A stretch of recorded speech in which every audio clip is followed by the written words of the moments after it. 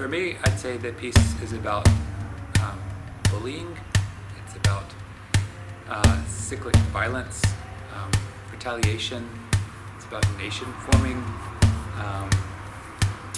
It's about Israel and Palestine, and also other sorts of nations and world situations that are analogous. It's about homophobia.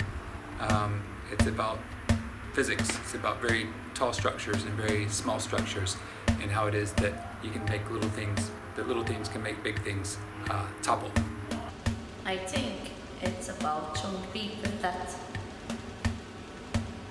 everyone can eventually get to where they want, and it's not about being the same as their people.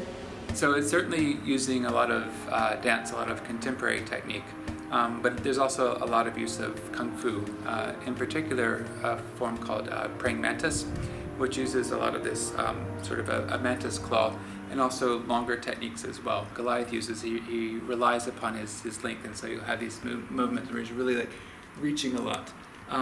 That makes it very difficult to get close to him. But the downside of that, or the sort of the yin side of that yang, is that once you're inside, he has a hard time sort of doing something with you. Another thing about Goliath is that he's quite top-heavy. So once you get this head off balance, there's a real tendency to sort of go down a lot. So that's one thing that you'll see a lot in the choreography, is this control of the head. Once the head goes, then he tends to follow. But the same way, once you get the head up, then he becomes a sort of very upward motivated sorts of creature. Well, one thing I try to do with any new work is to sort of challenge myself to do something that I haven't done before, or to work on something that's difficult for me to do. And with this piece, none of it is in 4/4 time, so I wanted to get away from the structures of 4s and 8s. So David's solo and most of David's works is in 7, and 7's counts of 7.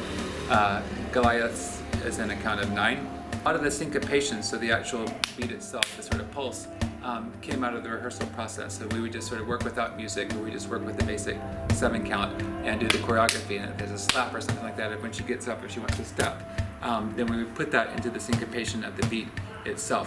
So there's a really great relationship between the music and the movement itself, where they really kind of made each other.